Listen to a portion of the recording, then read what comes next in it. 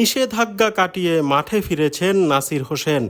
মাঝে কেটে গেছে ১.৫ বছর। সময় ঘড়ির কাঁটা ঘুরে চললেও নাসিরের কোনো পরিবর্তন হয়নি। আগের মতোই তিনি বোল্ড, কথা একেবারে সোজাসাপটা।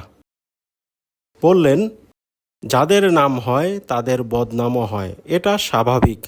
আমরা অনলাইন মিডিয়ায় টিআরপি বাড়ানোর জন্য যা তা নিউজ করি, এমন না করাই ভালো।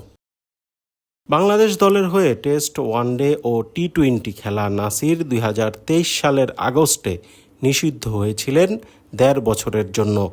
নিষেধাজ্ঞার কারণ ২০২১ সালে আবুধাবি টি-10 লিগে খেলতে গিয়ে একটি আইফোন উপহার নিয়েছিলেন তিনি।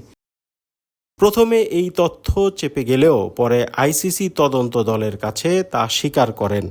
এই উপহার নেওয়ার জন্যই আইসিসির নিষেধাজ্ঞায় পড়েন নাসির। শাস্তি শেষে শেরেবাংলা স্টেডিয়ামে তিনি প্রিমিয়ার লিগের ম্যাচ খেললেন গাজী গ্রুপ ক্রিকেটার্সের হয়ে। রূপগঞ্জ টাইগার্সের বিপক্ষে এই ম্যাচে ভালো বোলিংও করেছেন। ১০ ওভারে মাত্র ৩১ রান দিয়ে ১ উইকেট নিলেও ব্যাট হাতে করেছেন ১১ বলে মাত্র ৯ রান।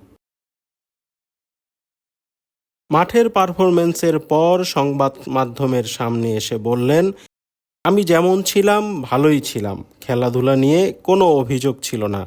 খেলাধুলায় ফাঁকি মেরেছি তাও নয়। আমার জীবন কিভাবে কাটাবো তা আমার ব্যাপার।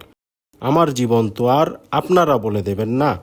মাঠে কেমন খেলি সেটাই দেখবেন আপনি। তা বই কি, তবে তারকা হলে ব্যক্তিগত জীবন নিয়ে সতর্ক থাকতে হয়। কিন্তু নাসির তা মানেন না। বললেন, ওসব ভুয়া কথা, তারকা মারকা বলে কিছু নেই। আমি না খেয়ে থাকলে কেউ এসে বলবে না ভাই খান, তাই এসব কিছুই নয়। আমি যেমন আছি ভালো আছি। আমি আপনাদের মতোই মানুষ, আমারও জীবন আছে, পরিবার আছে। নিষেধাজ্ঞা কাটিয়ে নাসিরের স্বপ্ন এখন জাতীয় দলে ফেরা। সেজন্য ঘরোয়া ক্রিকেটে ভালো করতে হবে। নাসিরের সেটা অজানা নয়।